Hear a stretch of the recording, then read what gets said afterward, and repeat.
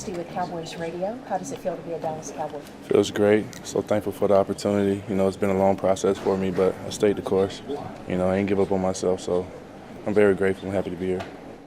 Clarence, before we start talking, just talk about being back in the league. What does that mean to you after the journey in 2018?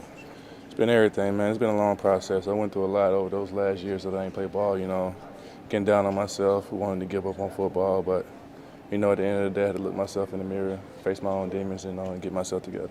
Calvin Watkins, Dallas 20 News. The conversation with Roger Goodell, how were those discussions in terms of helping you get through this patch? I just had a process that I had to follow, steps that I had to do, maintaining my sobriety, meeting with my counselor, and doing the things that I was supposed to do to show them that I changed, and I put the work in, man. I'm very proud. One of the things that attracted you with this team is that they have worked with guys who've had issues off the field in the past. I was just thankful for the opportunity, no matter where I ended up at, and thank God that I'm here, truly blessed, and we'll take advantage of the opportunity. Nick Harris, DallasCowboys.com. Where has life taken you in the last 5 years? It's places that you couldn't even imagine, man. Some really dark places and times, I really would not like to talk about it because, I worked so hard to get through those moments, but it was a dark time for me. Talk about the XFL and that opportunity, and how do you think that kind of bridged the way to get here? It was a learning opportunity for me to get back into football, to get out there and play some football. It was a little different than what I was kind of used to, but it was an opportunity, and I'm grateful for it. Jacob Dedamore, the ticket. What was that process like of you getting the opportunity to come in here and work out for the Cowboys? First off, it started with the NFL. I had to go through like 6 months of testing, meeting with counselors, doing a lot of things that they asked me to do, and then my agent reached out to all the teams, let them know that I was going to be reinstated soon, and Dallas was interested. What do you have left? Sky's the limits for me, man. I know I'm 31, but still fast, still big, still want to play football. I haven't lost anything, It's more of a proving point to me, I got a lot of daughters out there. It's more of me proving it to myself that I still got it. How many former teammates have tried to help you throughout this process? Honestly, I can count on my hand. Not too many people. Everything was on me. My teammate from college, DeAndre Hawkins, was a big part of me getting back into this. So, he hit me up, and I went out to Arizona and started training with him, and he's been with me through this whole process. But he's still running. What was the last time in 40? I ran the 40 here, but I don't really know the time. But I've been running like 22 or 23 miles per hour, so I'm still moving pretty good. Joe Hoyt, Lone Star Live, knowing what it took to get here, just what kind of emotions did you kind of have just day one walking into an NFL facility again? Felt good, a little nervous. More nervous than anything, but nervous is always good, and took advantage of the opportunities that I was given, and I'm grateful. Martavis, Jeff Kolb with Fox 4. You talk about not losing anything. How do you envision yourself ultimately helping this team? Whatever they need me to do, I'm a new guy here, so whatever they need, I'm going to do it, get help from other guys, and I'm really just here to learn and get better. You're talking to the Cowboys. Did they talk about the ramp up and the process? Are they going to bring you along slowly?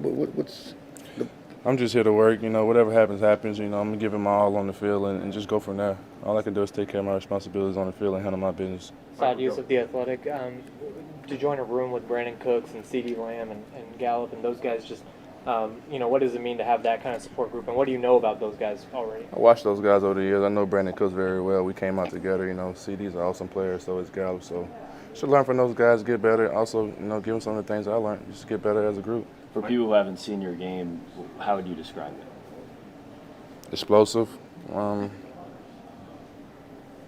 Pretty much, I'm pretty sure everybody I've probably seen me play before. So, I'm an explosive player, love to go down and catch deep balls. Anything that you need me to do, I'm willing to do it.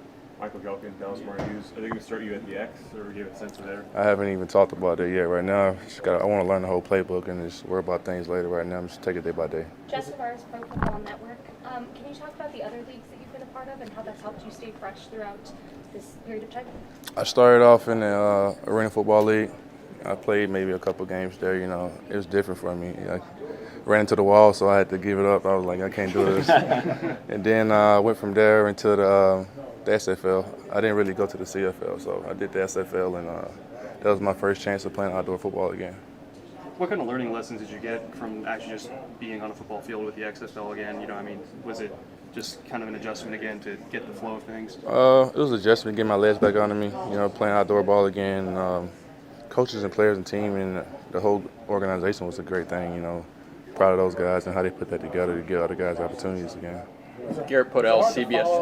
It's hard to follow the league because you're going through your own stuff. It's hard to watch football when you're going through everything. Sometimes, but really not really. You love the game, you love the game. I was paying attention and watching. Garrett Podell, CBS Sports. You played with Ben Roethlisberger at the beginning of your career. What are your thoughts on Dak Prescott, his game, and his Great style? quarterback, determined, want to win. I don't see no difference between him and Ben. To be honest with you, he's determined to be great, and I'm here to help. Where do you think you are physically, conditioning-wise, as far as getting it back out there on the field? Got to get in football shape. I'm in shape, but I got to get in football shape. Football shape is a little different, of course, than running and lifting every day. So just got to get my wind back under me. You'll be practicing tomorrow? Yes. Where would you point to your biggest growth off the field today versus 5 years ago?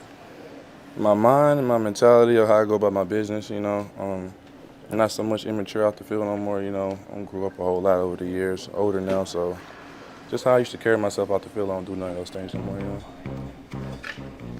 Thank you.